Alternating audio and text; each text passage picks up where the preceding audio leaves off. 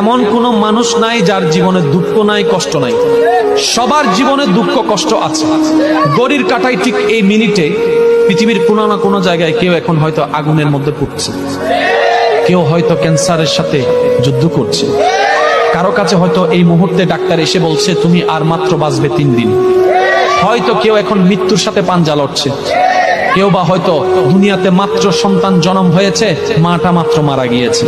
আপনি একটু ঠান্ডা মাথায় দেখেন, আপনার চতুর্পাশে জানা অজানা প্রত্যেকটা মানুষ যার মুখে হাসি আসে, সেও কোনো না কোনো দুঃখে, কোনো না কোনো কষ্টে আছে। দুঃখ ছাড়া মানুষ হয় না, কষ্ট ছাড়া দুনিয়া হয় না, এটাই বাস্তবতা।